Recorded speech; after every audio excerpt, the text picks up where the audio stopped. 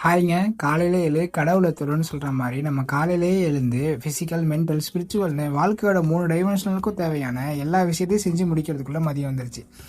இவன் சும்மா இருந்தாலும் இந்த சண்டால சிரிக்கி நாலா பக்கமும் சுற்றி சுற்றி வரான்னு சொல்கிற மாதிரி நான் கம்முன்னு இருந்தாலும் என் வயிறு கேட்கல. சரின்னு நார் சத்து, புரத சத்து, மாவு சத்துன்னு எல்லாத்தையும் எந்த வித பாகுபாடும் இல்லாமல் சாப்பிட்டாச்சுங்க. தாகம் வந்தால் தண்ணி குடிக்கணும் அப்படிங்கிறது மாதிரி தண்ணி பாட்டில் அழகாக இருந்தால் தான் தண்ணி குடிப்பேன் அப்படிங்கிற நிலைமைக்கு நம்மலாம் வந்துட்டோம். இதுக்கெல்லாம் யார் காரணம்னு நினைக்கிறீங்க? அமெரிக்க அதிபர் ட்ரம்ப்போ ரஷ்ய அதிபர் புட்டினோ கிடையாது. எல்லாம் கொழுப்பு. என்னதான் வாழ்க்கைக்கு தேவை ப்ரொடக்டிவிட்டி, எத்துக்கு தேவை கிராவிட்டின்னு விழுந்து விழுந்து வேலை செஞ்சாலும் நாளோட இறுதியில் நண்பர்களோட வெளில போகிறது, மல்லாக்கப்படுத்திட்டு விட்டத்தை பார்க்குறத விட நல்லா இருக்குங்க.